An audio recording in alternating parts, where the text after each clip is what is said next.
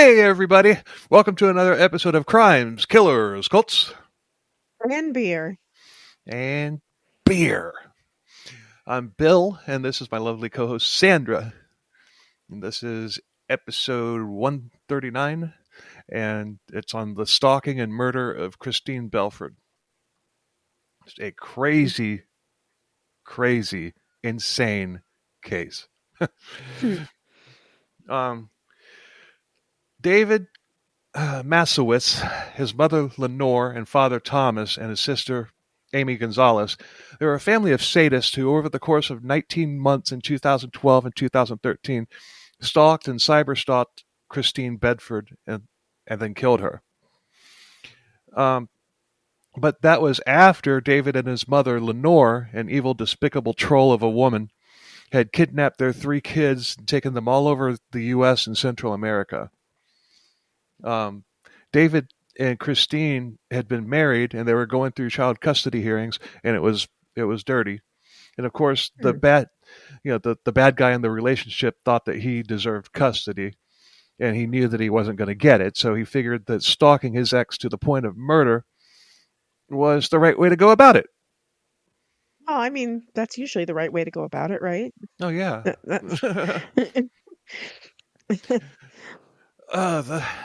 If you didn't know the Matusiewicz family, you'd think that That they last were name is hard. I kept reading it. I'm like, Masusa, what Mas- fuck? I don't know. Matusiewicz. Matusiewicz. Masusiewicz. Yeah. I don't know.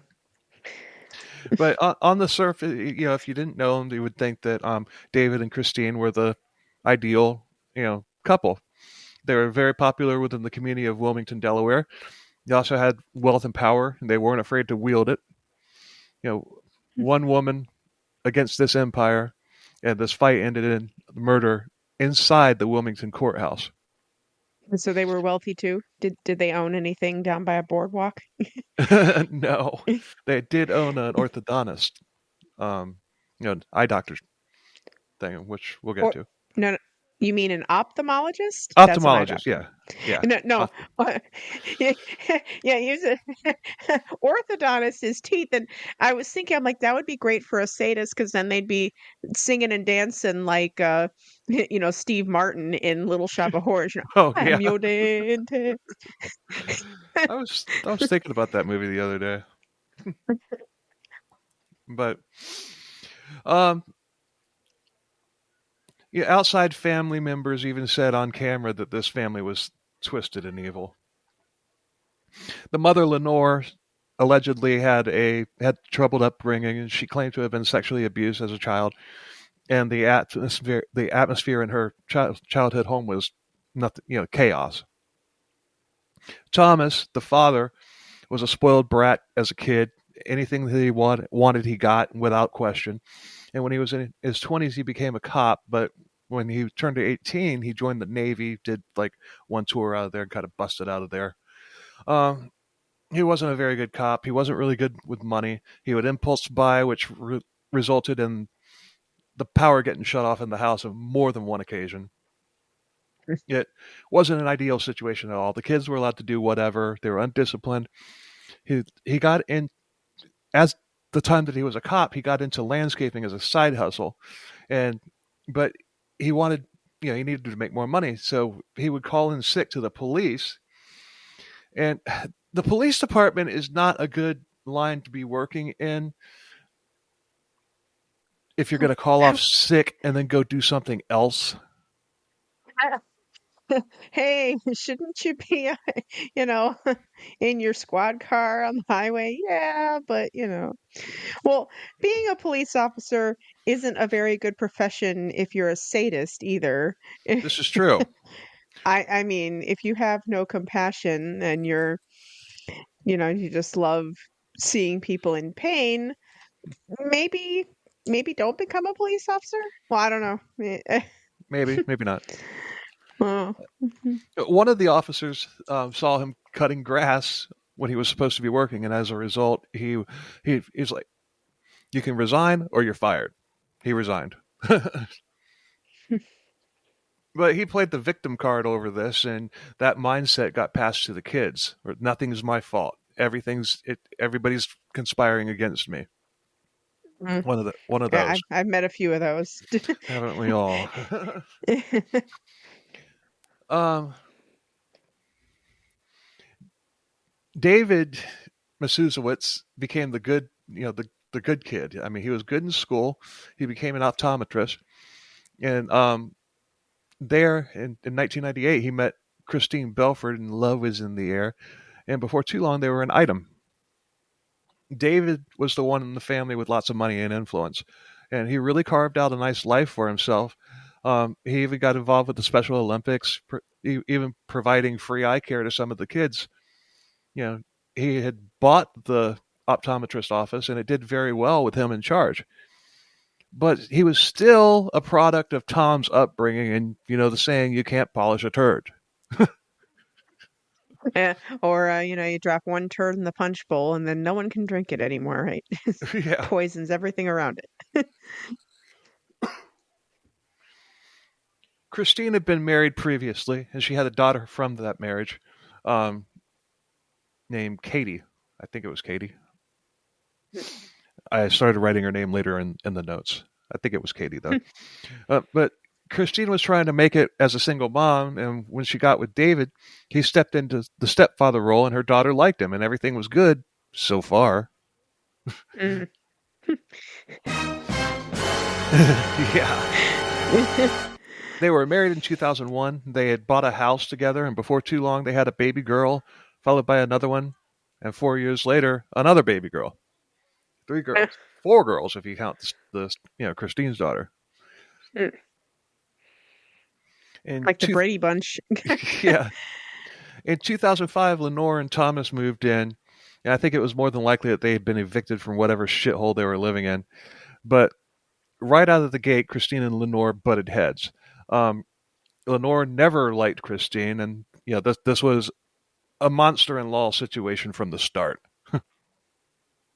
Um, when I was married to my um, daughter's mother, I I hated her mother. Her mother was a piece of shit, and I mean to the point to where I basically cut her off. I said, you know what, I'm never saying another word to you. She came down with stage 4 cancer. And I said, Mhm. you know what, and I when I cut her off, I said, not only am I never going to speak to you again, I'm not coming to your funeral either. And when she died, Wow. I did not go to her funeral as promised. but but during that time, I mean, she was awful. But I mean, How you really felt about her. I was gonna say, like when you first said you hated her, I'm like, you're alienating at least one user here, Bill. Oh, and oh, she's dead. Never mind. but there, I had found this Facebook group called "I Hate My Mother-in-Law," and most of the people that were members of that group were women, but there were a few men. But all of a sudden, some of the stories that I've read on that, oh my god, I could do a freaking podcast just on that. But Oh, there's some crazy mother-in-law stuff. Am dealing with crazy mother-in-law stuff. And my sister dealt with crazy mother-in-law stuff. So, I don't know. But see, my mother is a great mother-in-law. Like my husband loves her and she loves him. And it's funny because my mom will defend him over me. If I'm teasing him or something, she's like, "Don't be so hard on Doug. He works so hard." And I'm like, oh, "For real? For real?" Like, I'm your daughter. I'm your flesh and blood. You should be defending me, not him. but But this producer joined this reality show producer joined that page and started like posting, hey, if you hate your mother-in-law, let's do a reality show where we come and film you interacting with your mother. And I nobody was interested.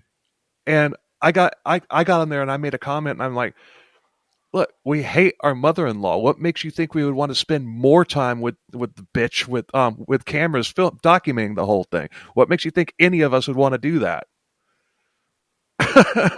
I don't know. That's some Dr. Phil shit right there. I mean, I mean, I didn't want to be around her at all. I definitely didn't want cohabitate with her, and with cameras running the whole time. Like, it was already hell just being in the same city with her, but being in the same house with cameras all over the place. No, you couldn't pay. Well, everybody's got a price, Yeah. but Yeah, don't ever say you couldn't read it, because then you pause and like, okay, you could pay me enough, but it had to be a lot. it would have to be upper six figures, maybe even seven figures. But I'm sure that's not what they were offering. They're probably like maybe $20,000 or something like that. But the woman, she exited that site after, because once I made that comment, people started commenting under mines like, yeah, he's what he said. Get the fuck out of here. Hashtag, but I digress. It was fitting though. Right. Lenore immediately took control of the house. Everything had to be approved by her, and of course, nothing Christine did was ever right, especially when it came to the kids. Lenore be, be, began referring to the kids as her kids while alienating Christine and her daughter Katie. And like every mama's boy, David always took Lenore's side over Christine. And this was obviously causing problems between them, and she was literally trying to get Christine and Katie out of their lives. This this power struggle ultimately put a target on Katie, who became collateral damage. Lenore went out of her way to make Katie feel like she wasn't wanted in the house, which naturally caused pushback from Katie, which Lenore used to justify the poor treatment of, treating Katie like shit. I'm gonna treat you like shit, so you go away. And then when you go away, I'm gonna say that you're shit because you go away. Yeah, something like that. Because of That's reasons. gaslighting 101, right? Of course, yeah. One time, Katie tripped one of the toddlers on purpose because she was tired of being, she was tired of the other kids being treated like royalty while she was being treated like crap. Lenore lost her mind, and David warned Katie that she had better not touch any of, quote, his kids ever again, and if she ever did, he would throw her out the second story window. Okay. Nice guy. Yeah. Christine had had enough and told David that she was sick of it and she was going to leave if things didn't change immediately. David began threatening her, saying that he knew how to kill people without leaving a trace. And how could an optometrist know these things? Well, I don't know, but it's also one of those funny things where it's, you know, I would think that if you were going to go out and kill someone, you wouldn't say, I know how to do it without getting traced. Like, you just wouldn't say anything at all. I mean, Right. just don't call any attention. Those words never left your mouth. You just Yeah. know in your mind what to But, do. but hold on. Mo Green from The Godfather, he was killed with a pair of glasses, so maybe that's what he had in mind. Very Hmm. true. Yeah. That was a pretty creative scene, too. I, yeah, I mean, granted, if he was actually an orthodontist, I mean, that would have been even better, Oh, yeah. But he said that he would bury her and they'd never find the body. Hmm, So, how original. But hmm. that sealed the deal, and she had to get the hell out of there. And in January 2006, she filed for divorce. David flipped out and actually fired her from his practice. Okay. Christine Christine, in turn, then got another job working for another eye doctor, making even more than she was making from her own husband. How do you get paid by your husband? I mean, that's one of those things where it's kind of like, I'm gonna get paid by my husband. I'm gonna work for my husband's business and he's gonna pay me. And I mean, isn't that just giving her your money that you already have that you may as well just put in the bank account? Because why? Yeah, well, I mean, yeah, I can see that from that point of view, but still, when she Well, goes to I when she goes to a st- competitor and she's making more, well, you yeah, know, but I'm just saying, like, I mean, if Doug and I were in a business and I made $10 and paid him 5, uh, we still have $10 Oh to, yeah, I know, yeah. but this made this. I mean, she made it a point to tell David that she was making more money, which of course wounded, David's fragile ego. Well, she would have made more money if she worked for Walmart because again, it was still their money. But I digress. But it's funny, but still, it's like, how would you not make more money? Okay, Sandra is hashtag Team David. Got it. Uh,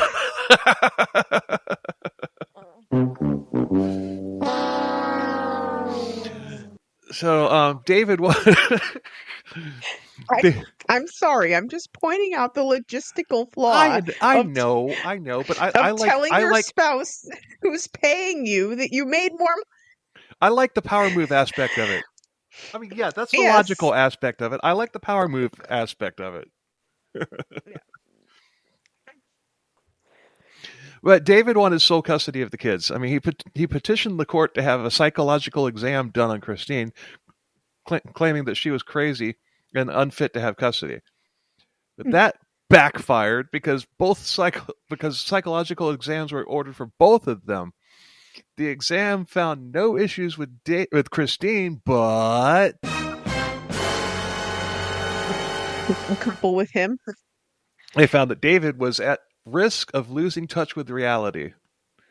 The psychologist said that David would do the same things over and over, expecting different results. So the psychologist basically said that David was insane. Insane. Hmm. That is Christine the was, definition of insanity. yeah. So Christine was playing whack a mole with David and winning, and this made David and Mama furious. Furious. Mummy,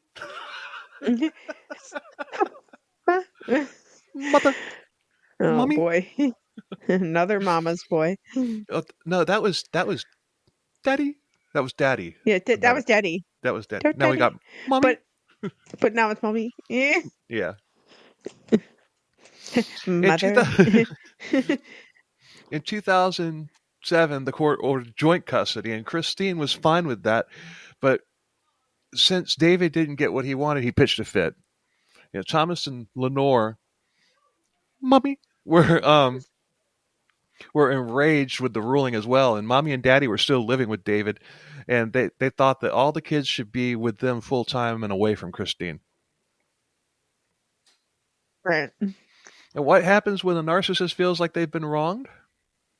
Oh, here we go. They melt They down. try and they stalk the person and tell them they're gonna kill them and bury them in a lot. Yeah, they declare war on everybody who they feel wronged them.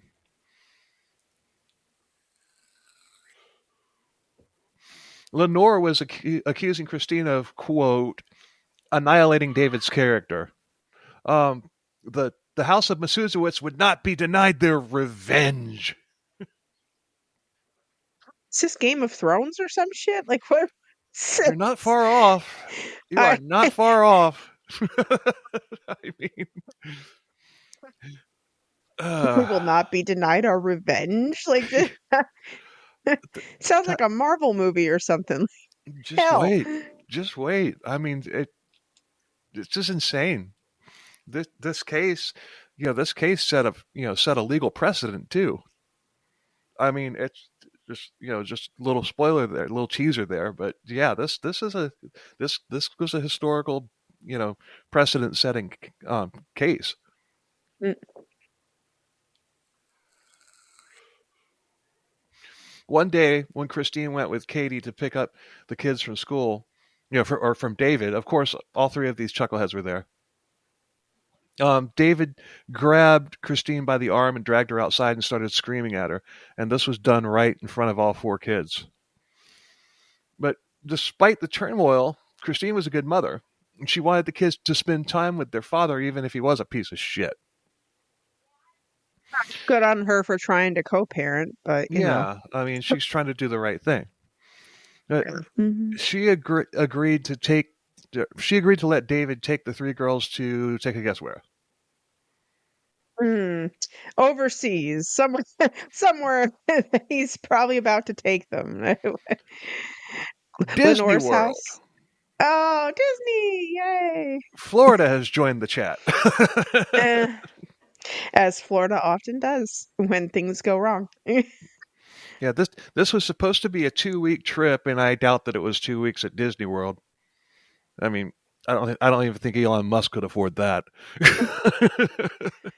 Oh, but but they didn't go to Disney World.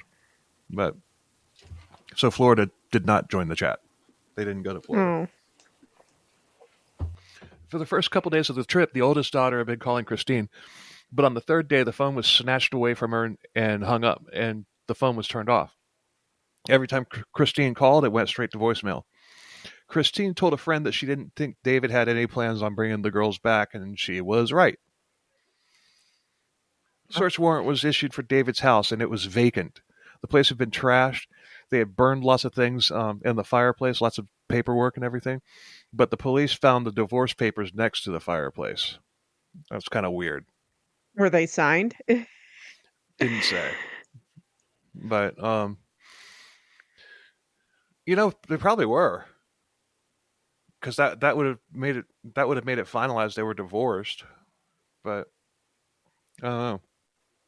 But they had been gone for almost 3 weeks at this point, and the police began treating it as an abduction. But David and Lenore could have been anywhere by that time.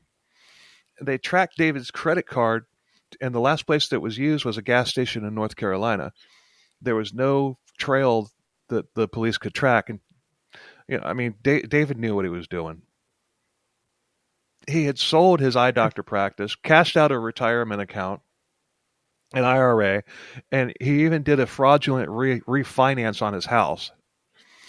So this brings in the FBI, um, especially with the fact that the kids have been taken across state lines. So there's two things that Hmm. the FBI is investigating. But David had over $1 million cash when he left. Police began to question friends and relatives, and they started with David's sister, Amy, but she didn't know. But she said she didn't know where they were, and she was convinced, "Oh, the kids are okay." Um, the police pressed her some more, and she closed up and didn't say another word. And of course, she did. Oh. They tracked down Thomas, David's father, who had moved to a different house in Delaware, and he, of course, had no idea or concern where David, Lenore, and the kids were. And by now, they had been gone for over 2 months. After 3 months, police found that Thomas had moved from Delaware to Edcouch, Texas, and that Amy had soon joined him there. The police reached out to Texas law enforcement requesting assistance, and the police staked the place out for weeks, but David, Lenore, and the kids were never spotted there. Hmm. But now we come to a little bump in the road. Um, Well, Galvin, now we come to. now we come to a bump in the road. Galveston Police Department had found the body of a 2-year-old girl that had washed up on the shore of Galveston Bay. The detective in Delaware got a call from the National Center for Missing and Exploited Children asking for a DNA sample from Christine. The detective called Christine, who of course was frantic about it, but she gave the sample. I really feel bad for the detective that had made that call, because Hmm. that had to have been rough. But um, and I'll have the detective's name later on in the episode. I don't know why I do this sometimes. Sometimes I like don't like mentioning the officers' names and stuff, and then the officer winds up being a freaking rock star, so I have to, so he Pointed deserves out. recognition. So that's what happens here in this case. Mm. But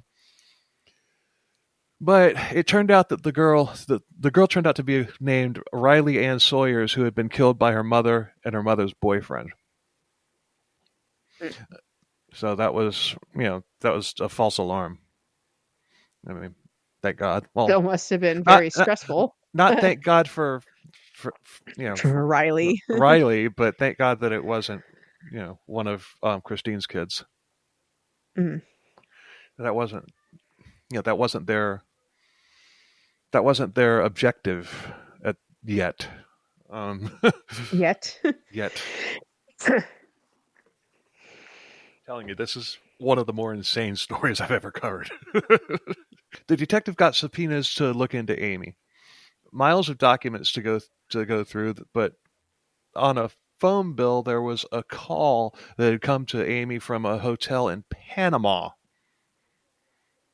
Panama? All Panama. right. Dun, dun, dun, dun. Now we're at this point we're 5 months in. The Uh, detective the detectives reached out to a diplomatic security service liaison with the U.S. Marshals. He asked for somebody to go to the hotel to see what they could find and cue the bureaucratic red tape. 8 months in, and this still hadn't happened. oh my Finally, God.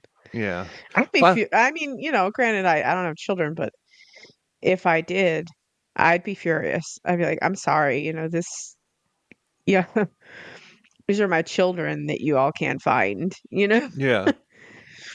So, um, finally, a year in, it was confirmed that he was in Panama, and he was trying to buy a house there. And, oh, by the way, they had left in an RV. That that's that's crucial later. Somehow, David had gotten tipped off that they were there, and they bolted again. The marshals were coming or whatever.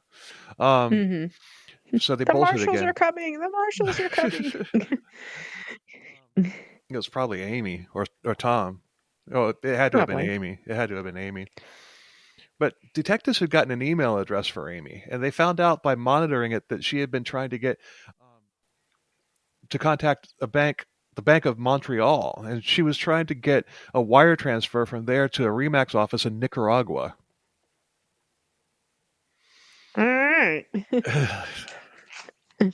Not wanting to go through months and months of red tape again, the detective asked his superiors to contact Nicaragua directly and simply asked them to interview somebody at the Remax. And Nicaragua agreed. And now we're 19 months in, and they went to the property that David was interested in and staked it out, and they got photos of the RV, of David, Lenore, and all three girls. But they had been staying they had been living in this freaking hotels and in this freaking RV this entire time. Wow. So For 19, you said 19 months? 19 months. Wow. So that kind of ew. I mean, was it a nice RV, or did it look like from a from Christmas Vacation? I mean, you know. It probably started off nice, but David and Lenore were slobs. Mm. So because I mean he had over $1 million to start with, so he probably bought a really nice one, but it didn't stay nice for very long. But they let Christine know that they had found the girls, and Christine flew down to Nicaragua. The police watched as David took the oldest girl to school. They stopped. They stopped his vehicle and arrested him, and then they took the girl into custody as well. And meanwhile, another team went and arrested Lenore and recovered the other two girls. And the three were united with Christine, and they went back to Delaware, and David and Lenore were extradited back there too. Thanks for listening to everybody. We'll see you next week. No, no, no. That's not the end of the story. That's not Not even it. close. Not even close. Oh boy! I mean, this evil troll of a woman and her narcissistic mama's boy son had told the girls that their mother, Christine, had committed suicide, and that's why they had to stay with them. Oh, wow. What do you, that's what you're gonna tell your child? Wow. That's Um, a certain brand of evil. yeah, this is Disney Y- villain evil. You're gonna tell your kids that their mother's dead. And not only that she's dead, Not just that dead, but she had she killed herself. killed herself. Hmm. Yeah, I mean, couldn't tell that she was in a car accident or something like that. It's got to be killed herself because, but no, but what they're trying to do is they're trying to paint Christine as an absolute monster, Yeah. and they say that the most selfish thing that a person can do is to commit suicide. So, in a bit of irony, the girls were dirty. The like I was alluding to earlier, the RV was just it was disgusting. The girls were dirty. They hadn't bathed and looked like they hadn't bathed in weeks. They had haircuts that Lenore had given to them, and Lenore is as much a hairstylist as I am. Well, a A hairstylist. hairstylist. Yeah. um, and this whole time, Lenore and David had, huh? Nothing. I'm just chuckling. Like you don't really need to come up with an analogy there. Right. So, Yeah. Clippers 5 and 3. I'm the easiest haircut that my barber has in the day. 5 and 3. That's it. The whole time Lenore and David had been saying that Christine was unfit. Meanwhile, they were the ones neglecting the kids, and they also had them in an area where nobody spoke their language. They had them, in a Spanish speaking country.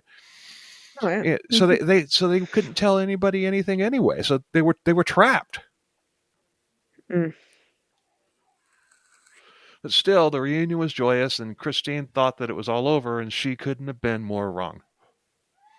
mm, The Matusiewicz family's desire for revenge was boiling. They blamed the system for all of their problems, and the cause of it wasn't the fact that David and Lenore are pieces of shit who should have never been allowed near kids in the first place, and that they had or kidnap them. kidnapped them for almost 2 years, letting them to believe that their mother had killed herself. Nope, that wasn't it at all. It was Christine, and nothing was going to stop them from exacting their revenge. I will have my revenge. Revenge. It's very cold in space. I watched Star Trek 2 the other day, or last week. Mm-hmm. Lenore was charged by the state with child endangerment. David was charged federally for the kidnapping and for bank fraud. David's lawyer said that the reason that he had taken the girls was because Christine was sexually abusing them. David had never said. Sounds like a projection. I don't Yeah. know. but he had never said anything about it during the custody hearings. And if that had been happening, and proven, that would have been a good reason to keep the kids away from Christine. But it never happened. Nobody, not Thomas, Amy, or anybody else who was ever questioned, ever mentioned anything about sexual abuse. It was just something Lenore, David, and his slimy lawyer came up with.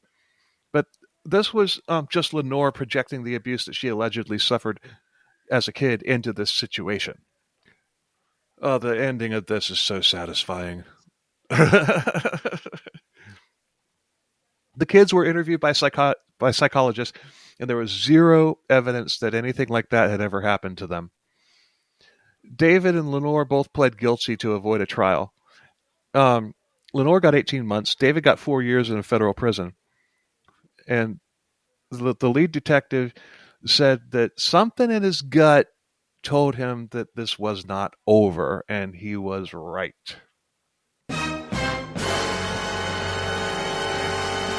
Thomas, a lifelong loser during this time, he decided that he was a sovereign citizen. And of course he did. I mean, what else could you, what it was like, okay, we've got the perfect shit storm brewing here. What's the only thing that could make this even crazier? Let's throw a sovereign citizen into the into the mix. You know, that might be a fun topic to do an episode on. Sovereign citizens. Sovereign citizens? Sovereign citizens. But Sovereign citizens. You you know got to say that like 5 times fast. that like 5 times fast. No, sovereign citizen. Sovereign. Sovereign Yeah. Yeah. citizen. See, sovereign. citizens. But So, the anti basically, he does. I ain't following your rules. Kind of like Rage Against the Machine. I yeah won't do what you tell me. the anti-government group basically says that laws don't apply to them, and you can find their videos on YouTube. Like when they get pulled over, they're like, "I do not have to open my window for you. You do not have any right to tell me what I am a sovereign citizen," and they're just freaking annoying. And they usually wind up getting the freaking window broke by the police officer and arrested. It's just one of those things where it's like, okay, I don't know what you're trying to accomplish. I mean, I understand standing up for your rights and not allowing police or anybody to bully you into doing something that you know that you don't legally have to do. Right. But like, if I'm pulled over, what, yeah, I'm gonna put my license against the window and be like, I'll comply with any lawfully given command, I guess, but I, I don't have to. It's I don't know like what you accomplish by being nasty No. to the cop. You just piss him off, and then Hmm. he wants to find more reason to, you know. I mean, they think that you don't have to have a car registered. You don't have to carry insurance and all that stuff. They s- they say that. I mean, it's just that is a whole rabbit hole to go down. As far as like those videos on YouTube and everything on these guys, that would be a good that would be a good topic to cover. I mean, we covered flat earthers early on. I mean, this is Oh, Jesus. the the sovereign citizens are on the same they're on the same cul-de-sac with the flat Are earthers you gonna do and this like lunar landing deniers too? yeah the sure I mean yeah my I can't tell you how many of those people because I grew up in Brevard County, which is where Kennedy Space Center is. I mean, Hmm. people saying that this Challenger was, Challenger explosion was just a movie shot. I freaking saw it, not on TV. I actually was outside and I saw it happen. Oh Like, yeah. well, yeah, it's just part of me thinks that these people and the shit that they come up with thinks that they're just trolling because nobody can be that fucking stupid. Huh.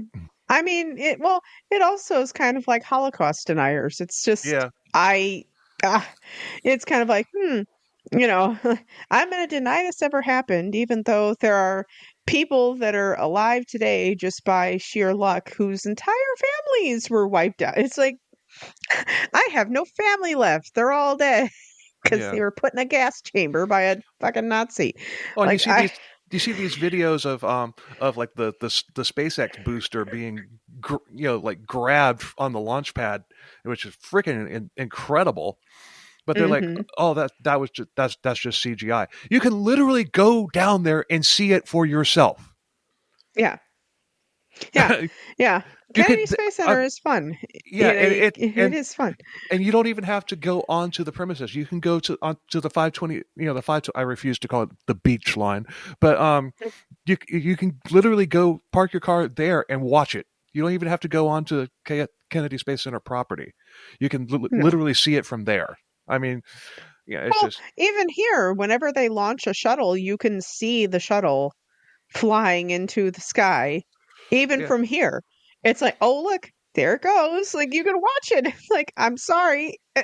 Oh, I I mean, not so much not so much the SpaceX rocket, but the shuttle.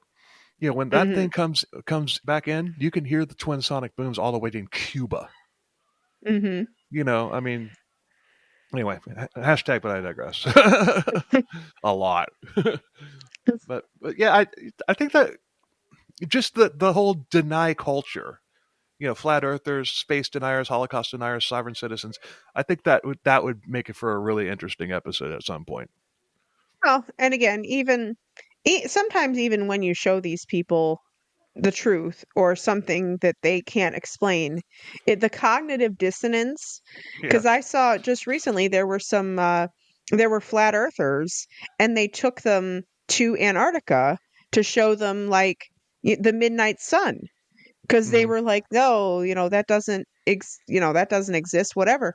And here they are on camera like, okay, yeah, no, the sun doesn't set I'm gonna have to go think about how my model can work and what I'm Yeah. like, no, you don't need to go think about how your model can work, you moron. You need to realize that the earth is round.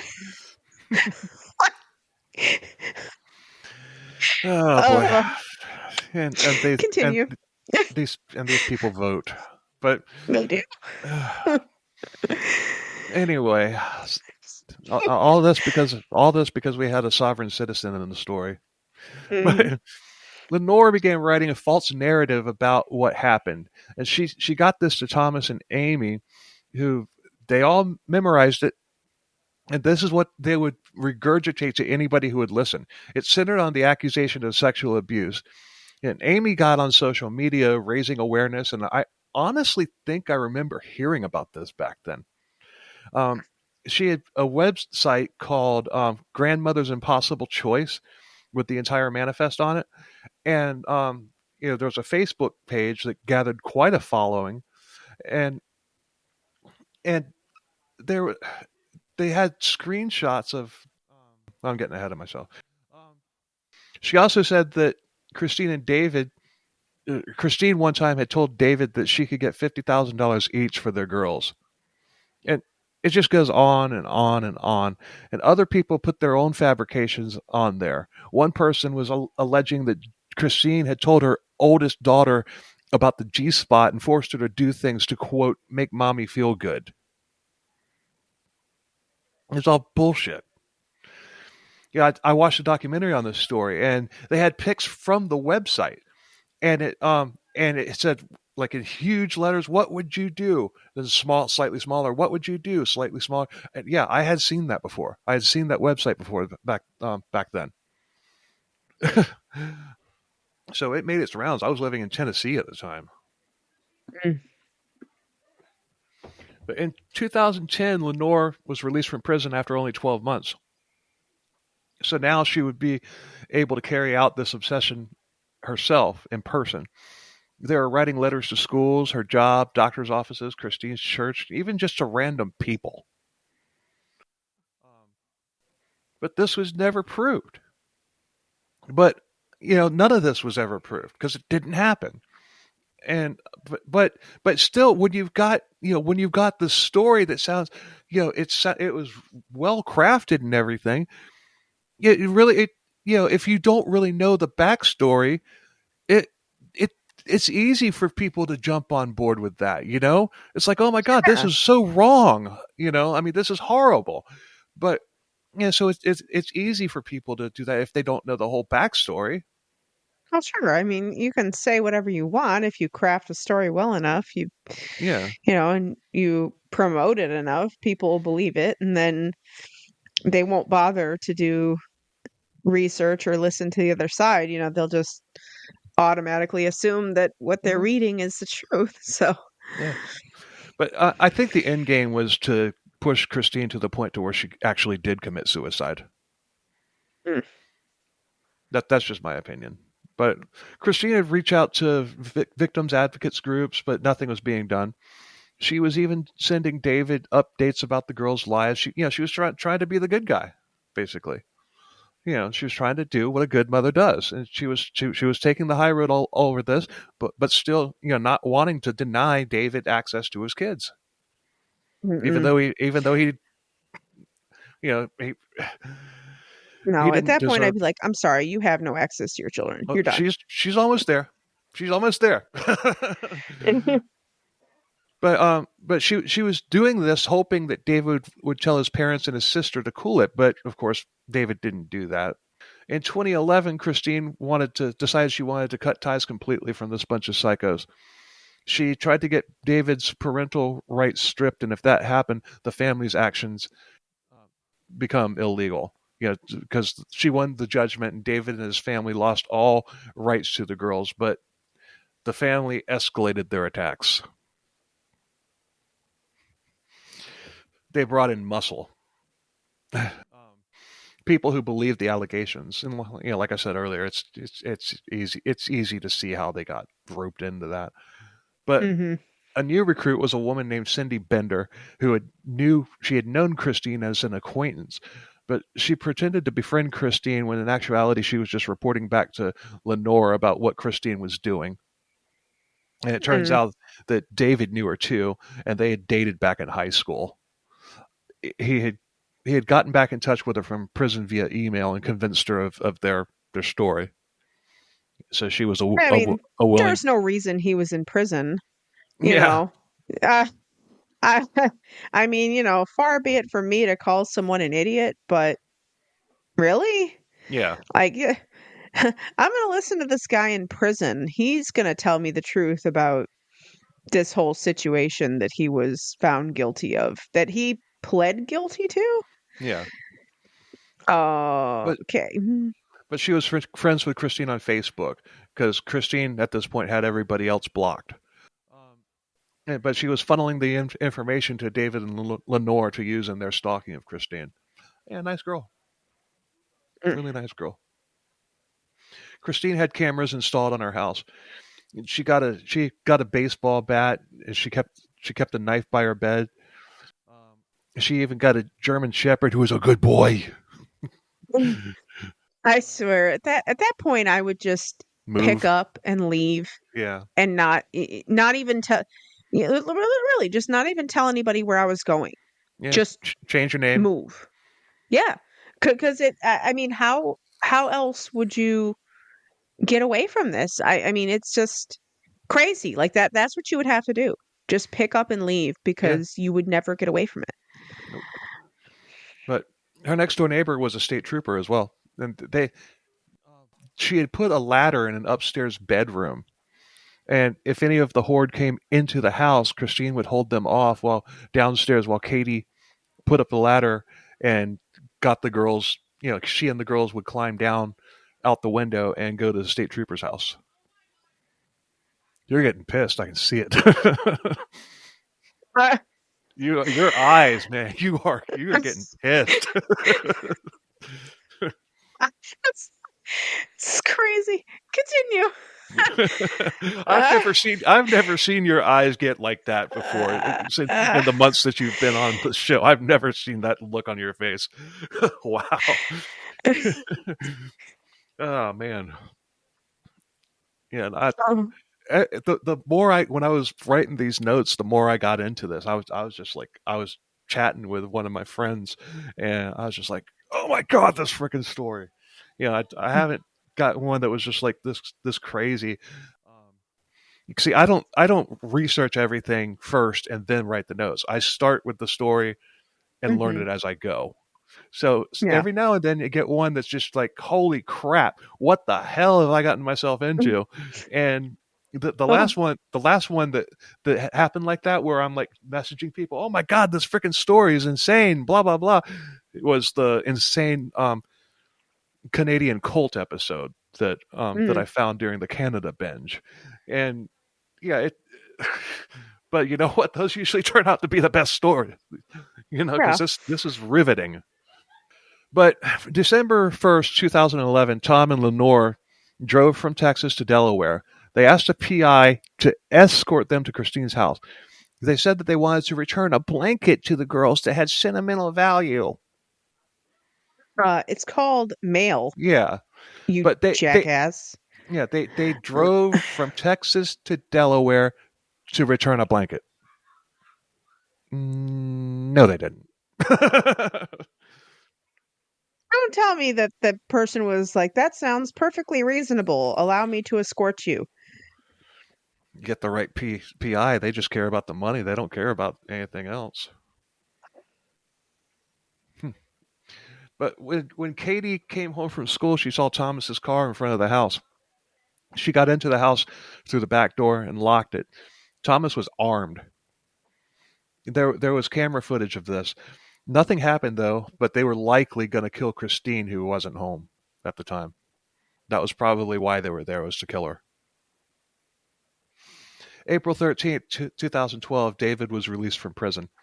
He had been serving time in Texas because remember he's got federal charges, so he was in a Mhm. Texas prison. Um, so he went and moved in with Thomas and Lenore in their Texas home, and Amy lived there with them as well. And the whole psychotic band was together again. Amy had a son, and David had sent her an email before he was released telling her to get ready to have 4 kids to take care of. This is this is not good. Oh, They had a plan in place to get rid of Christine and to get the kids permanently. David had asked his probation officer for permission to travel to Texas, from Texas to New Jersey, which is near Delaware. His request was denied because nobody released can leave the state for a minimum of 60 days. Later in 2012, David had to go to court for the child support owed to Christine. The hearing was done over the phone, and the mediator asked what he could pay each week, and he said none because he was disabled. And that was the first anybody had heard about mentally. that. Yeah, yeah. So, Oh. but because of that, but this was a trick though. This was a ploy because of the fact that he said that he couldn't pay anything because he was disabled. He was ordered to appear in court in Delaware.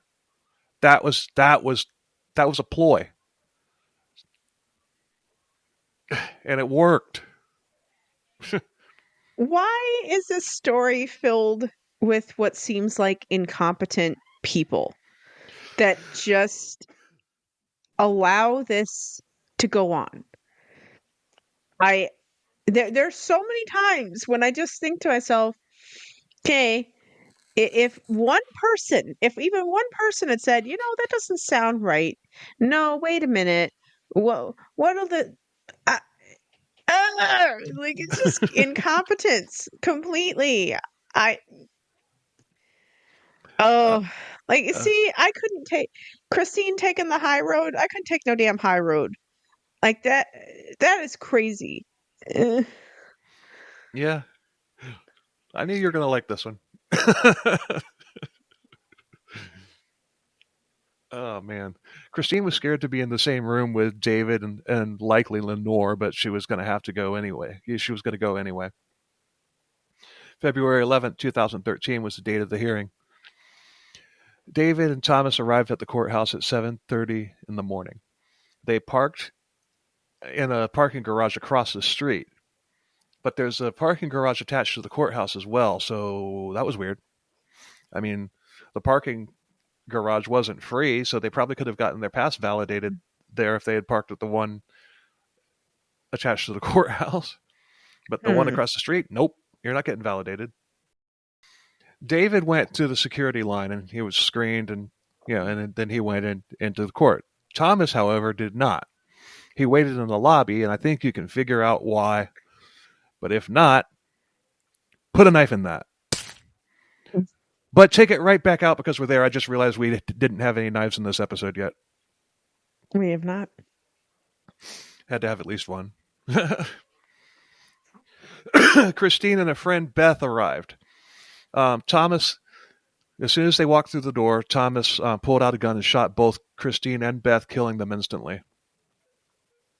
Security fired back at Thomas, and he returned fire, hitting one of them in the bulletproof vest and another one in the leg. Thomas was hit, but he tried to escape, but the building had been put on lockdown. He was in the revolving door when it was locked, so he was trapped. So rather than be captured, the sovereign citizen put the gun to his head and pulled the trigger. Detective Schreiner, the lead detective in the case, told another officer that Christine had been in the courthouse that day for a hearing, and he knew who the victim was. It was immediately confirmed, and Schreiner, his first question was, "Where's David?" He was afraid David was there to go after like judges or attorneys, but Mm. David didn't have a gun on him. He went through the metal detector and passed the screening. But security began putting people into rooms, and one of the people was David. And it turned out that they had him, but they had released him. Um, they quickly found him trying to get out the back door of the courthouse, and he was taken into custody without incident. Resource officers were sent to the schools to where the girls were to pick them up. Katie was out of school by this time, but she had seen the news report saying that there had been a shooting at the courthouse and um, two women and the shooter were dead. And she said to her boyfriend, "Well, that's that." And she knew it was Christine. In fact, nobody who knew Christine was surprised by this. Nobody was. It's like it was just a matter of time. Thomas I was the swear. Like she did not like that's the thing. Like she I mean like not that, you know, anybody needs to die in any of these stories, you know, like but she did not need to die. She did no. not need to get shot. Like this was so unnecessary and like I said the level of incompetence of the people surrounding this case is terrible. I mean like that she could not have more protection and like I said like I think that poor woman's only mistake was not just leaving and disappearing and Yep. changing her name and not looking back Yeah. because Just yeah, and just hiring like a like a like an attorney or something to speak for her in any with her tucked away. She didn't have to be at that hearing. no. She wanted to be because she was trying to show David that she wasn't afraid of him. I mean, and again, that's admirable, but to me, it's like there's no shame i- in saying this person scares the hell out of me. They're unstable Right. and Well, protecting she yourself. probably I mean, also figured she's at a courthouse. I mean, but I mean, but hell, again, I mean, it's also a case of if I know he's going to be there, maybe I'm in a courthouse, but I need to come out eventually. this I, is true. I mean, what if he just decided he was going to stay in the parking lot and shoot her? You know, gonna follow her out when she leaves the courthouse, follow her back and shoot her. I mean, I wouldn't want to be anywhere in the vicinity Yeah, of that man. I wouldn't want him to know where I was, like ever. You know, yeah. I I don't want mean, him to know I'm going to the courthouse. I don't want him to know that I'm going to be here or there. Nowhere like yeah. that. Thomas was the muscle, but the brains were David and more likely Lenore. Mhm. Probably more Lenore than David. You know, they convinced him to take on what was more than likely a suicide mission. But this whole obsession was orchestrated by Lenore, and if she hadn't had such a hard on for Christine, it's likely that this is just an ordinary divorce case. It all stems from Lenore wanting the girls. And I don't even think David comes up with the kidnapping idea on his own either. I don't think that was No. him. I The mean, I he, mean, I'm not justifying David at all. I'm just saying David wasn't smart enough to put this whole thing together. yeah, I mean, he had other people conspiring and crazy. And I mean, he had his own brand of crazy, but then there were a bunch of other people that had enough crazy to help him. Right. But the Wilmington police and the DA weren't going to let this be swept away as a double murder suicide. So they knew Lenore, David, and Amy were as much of a part of this as Thomas. So a tedious investigation began, as well as a search for Lenore and Amy. David requested an attorney when they tried to question him, but he did tell them that Lenore was in Elkton, Maryland, with a couple named David and Peggy Mitchell. David Mitchell was a former employee of David Matusiewicz, Massachusetts. um, Masha Mishawaka. Misha but that's where they stayed when they got into town the day before the court date. The car that they drove was found in the parking garage across the street, and it was searched, and the bomb squad was called because they thought that there could be a bomb in it. The windows were illegally dark, and it was obvious that there was a lot of stuff packed into that car. There was no bomb, but they did find all sorts of evidence that this hit on Christine was meticulously planned in advance. They found bulletproof vests. They found 3 pairs of handcuffs in 3 different sizes, like maybe they were intended for 3 children of differing sizes, a cattle prod, and lots of ammunition. when they got a warrant for the Mitchell's house, Lenore was there, and she was arrested and taken back to Delaware. And when she was told about the shooting, her reaction was, "Oh my!" Her reaction was not, "Oh my God, is my husband okay? Is David okay?" It was, "We have to get the girls right now." They had brought two vehicles for the three of them.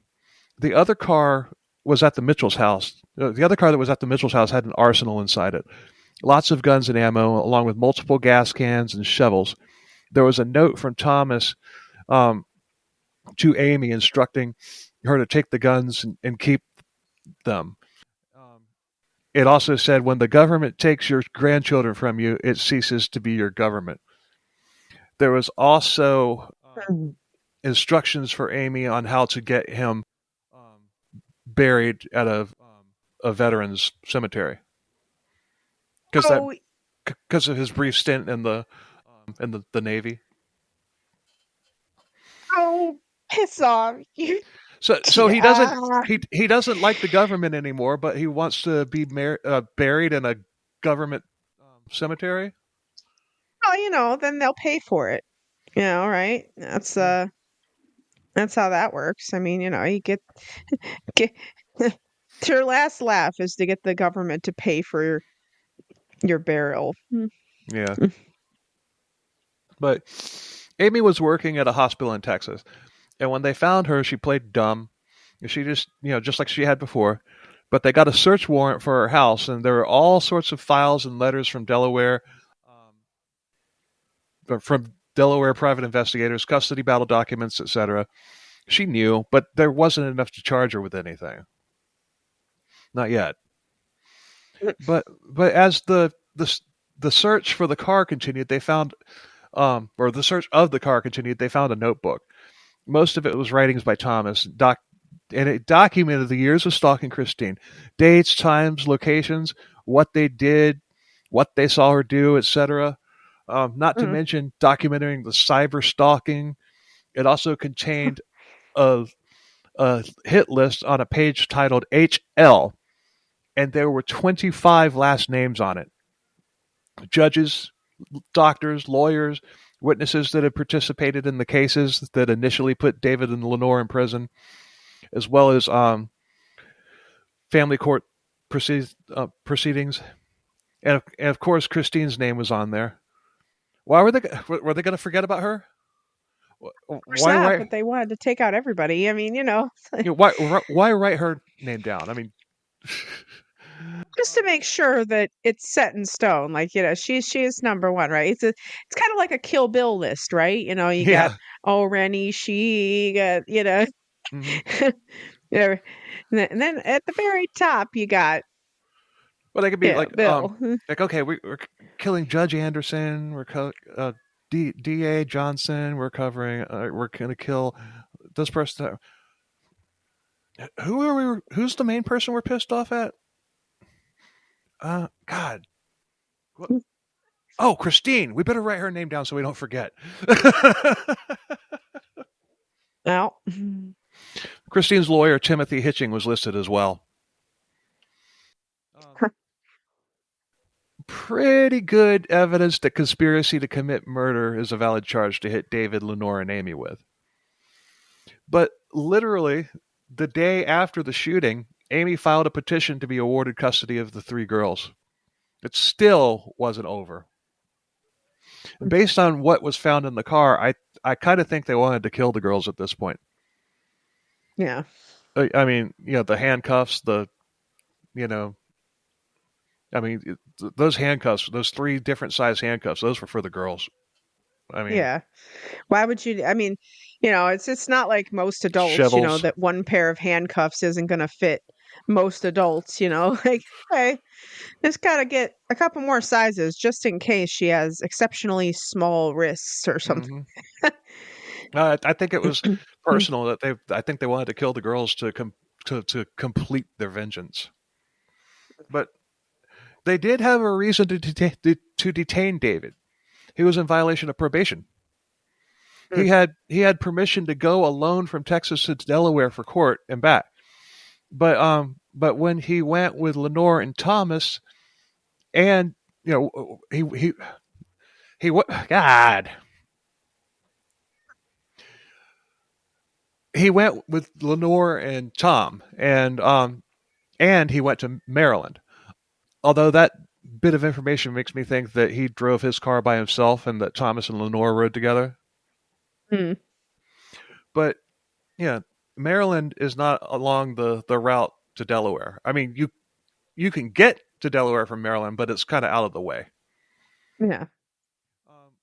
But they didn't have much time to put this case together. But in the meantime, Lenore and Amy were still spewing their lies online. It's not even a ding dong the witch is dead type thing. They were justifying the shooting. But they also said that Thomas had a brain tumor as well, and that was what made him do this. He acted alone, so they're going back and forth. And it seems to me that the wheels on their narrative are starting to fall off. But Amy swears none of them knew anything about this, and I guess Santa Claus put all that stuff in both cars. Yeah. That's what they asked for Christmas. Yeah, but Santa doesn't reward naughty people. They've been naughty. Unless Santa was one of Why? the people that jumped on their cause and bought the story. Ho, ho, ho. Uh, This was a groundbreaking case, though.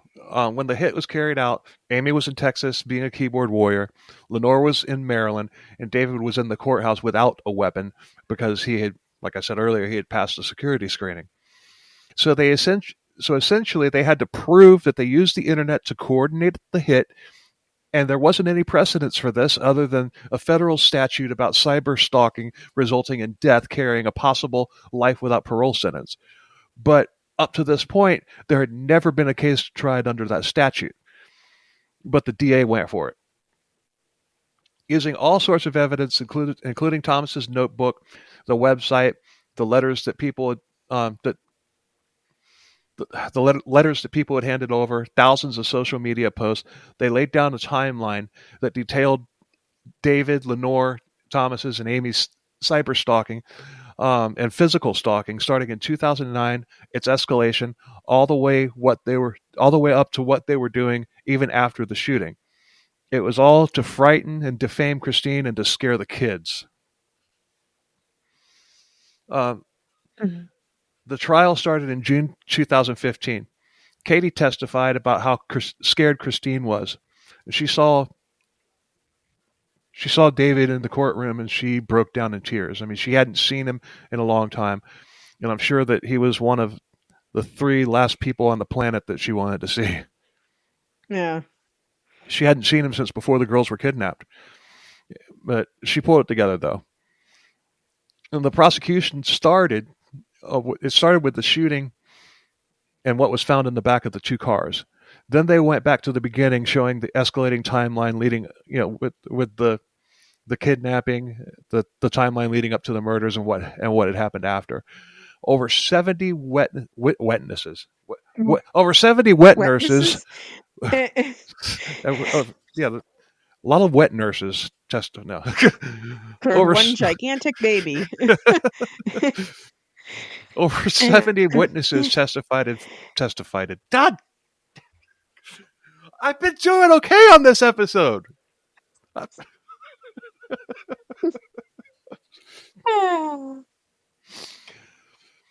Over 70 witnesses testified for the prosecution, but there was one that was absolutely devastating. And take a guess. I mean, The oldest of David, definitely. the oldest of David and Christine's three daughters. No, like who was the younger daughter other than Katie? I don't remember their names. We don't have the names of Or the if you of said their names. Oh. we have Katie's name, but not the names of the other three. Mm. And we'll explain why here shortly. At 12 or 13 years old, I'm not sure. One thing said 8 years old. That's not right. She was like 12 or 13. But she took the stand And she said everything, the website, their story, everything was all a bunch of lies, and that her mother had never hurt her or any of the other girls. Everything laid out in the timeline proved that this was the most probable outcome of all of their actions, and the jury agreed. Well, among other things that the girl testified about was how poorly they had been treated on their, when they were on the run, like not getting bathed, Mm. you know, at times going without food, just the filthy RV and everything.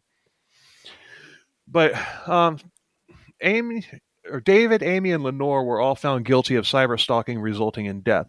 And it set the precedence that this was definitely a thing that needed to be taken seriously. In February of 2016, almost 3 years from the date of the murders, the psychotic trio were all sentenced to life in prison without the possibility of parole. David had no reaction to the sentence. He was just as cold as he ever was. Lenore got sick after the trial, and it was found out that she had stage 4 cancer and was taken to the hospital. The defense wanted to put off her sentencing, and the judge said, "Nope, I'm going to the hospital. She's going to hear her sentence before she dies."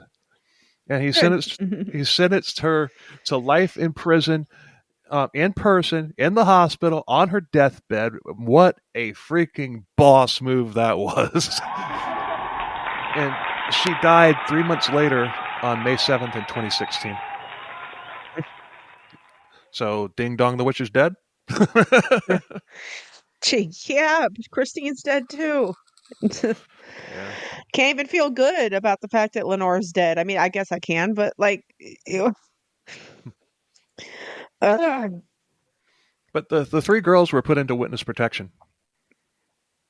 Katie got to see them the day of the shooting, but that was the last time she ever saw them. Their names were changed, and nobody knows who or where they are now because they're in danger. As long as anyone in that family still toes the line for them, not to mention the scores of people that followed them on the website, not to mention the damage that David and Lenore were able to do while being locked up. I mean, I feel bad for Katie, but I can totally understand the situation, and she does too. Mm-hmm. You know, I mean, it's like totally delusional. I mean, that's all I can say about this family. It's like a horror movie family in real life, like the Texas Chainsaw Massacre family or the Devil's Rejects. Or a better Mm-hmm. analogy would be Michael Myers and his obsession with Laurie Strode. Yeah. So, do you have any final thoughts? I do, but I'll let you go first.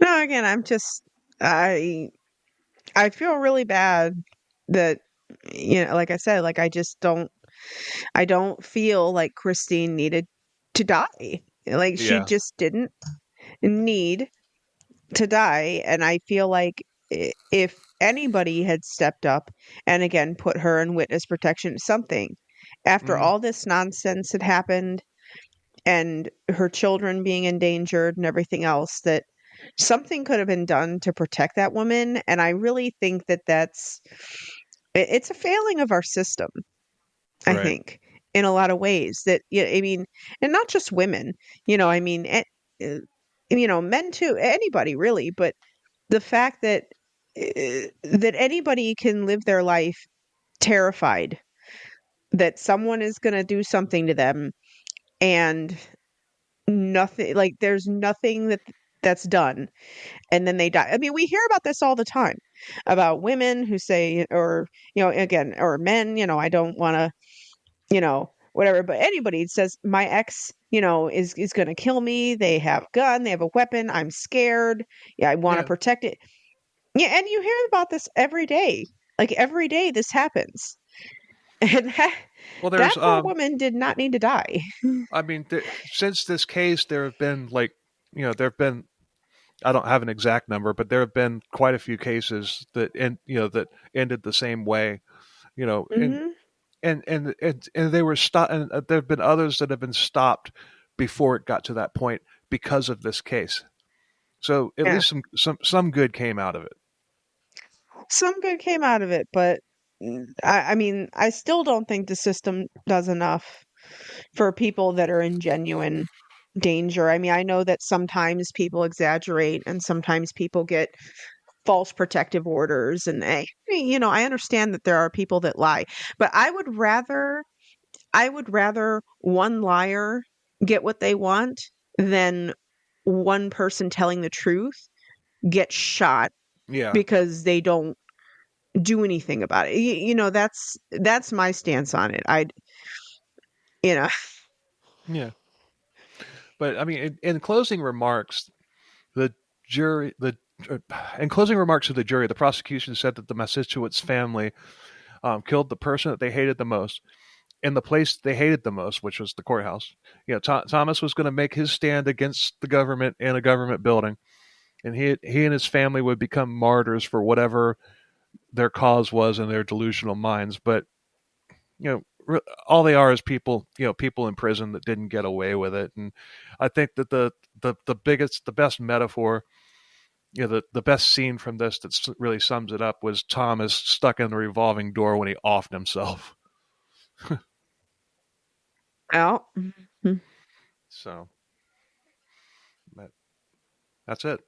Unless you have something else. no, no. I mean, I've said what I wanted to say. I will remain pissed off. Okay. Damn, I've never seen you get pissed like that. But all right, now we're going to bring in Sandra's husband, Doug, to do his Beer of the Week segment. How's it going, Doug, on this Super Bowl Sunday that nobody is looking forward to? Going all right, Bill. How you doing? I'm good. Just dealing with a chest cold, but other than that, the show You must still go haven't got on. rid of that thing yet? No, I've had it for 2 freaking weeks. Yep. Who are you rooting for, Bill? Is it Travis? It's Travis Kelce and Taylor Swift, right? I'm rooting for a meteor to hit the stadium. Oh no, please don't wish that. Considering my beer is based around that and the city that I love. So Oh. please do not. So Okay, right. Okay, instead of a meteor, how about an electromagnetic pulse that just shuts off all the power in the building? no, because then the beer that I like from that city will no longer be able to be made. So no. Well, you can they can replace everything. Just make sure Our the game parent doesn't happen. eventually. Eventually. So without further ado, because the Super Bowl, I really could care less about the Chiefs or the Eagles, but I do love the city of New Orleans. Same. It is my second home. I love it so much. I've been so many times. And the one of the main breweries that I always try to hit up while I'm there is NOLA Brewing, NOLA Brewing, which is actually a fun acronym as well, because NOLA being short for New Orleans, but the actual word NOLA in NOLA Brewing stands for New Orleans Lagers and Ales. Oh, That's nice. that's the acronym they used. I did not know that until recently, but yeah. I was So thinking, and I was thinking that wasn't a very original name until you explained it like that. And I was like, no, that is yeah, actually pretty original. yeah. New Orleans Lagers and Ales, aka NOLA Brewing. I had a good buddy of mine. Shout out to Jamie if he is watching. That used to work there and whatnot. But my favorite beer from them, I had to bring a few back. I was actually recently there last week, and I had to bring a few of these back because it's super hard to find here in Tampa, but in abundance in New Orleans. But this is from NOLA Brewing, and it is their Irish Channel Stout, That's a otherwise known as cool looking design. That is really, ICS. Yeah, Irish Channel Stout. that is Um, really cool. yeah, so this is an American style stout with sweet malt flavors and caramel and chocolate. It is 6.8%. So you can have a few of these, but not too many. It's right in that sweet spot of a little bit of a higher ABV that I prefer. It is 89 score out of 100 on beeradvocate.com and whatnot. So let's go ahead and pour it up here real quick, see what it looks like. Motor oil. Oh yeah. I've had this beer many times in the past. I had it while I was recently there. Always a good one. But yeah, nice, dark, rich color there. Nice head on it as well. Let's go ahead and give her a taste. Mm. Mm. Ah, so good. So good. If you're a fan of Guinness, this is one step up from that. Oh, wow. I'm a big fan of Guinness. I love Guinness. As a good session beer. But if you want one step up from Guinness as far as a stout goes or whatnot, it has very similar aroma, very similar flavoring, but just there's that touch of craft to it when it comes to craft beer and whatnot. You can tell that they put a little bit more love into these batches than the mass-produced Guinness at the Guinness storehouse in Ireland. But no, this is a solid beer. It has a bit of a complex malt of pale and roasted malts. Very well balanced, smooth. Again, just it smells amazing. It's just so good. I can't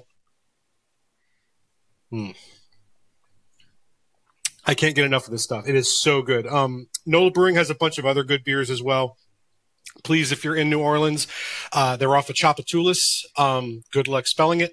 Unless you're from there, but they're off Chapatulas in New Orleans. Definitely check them out.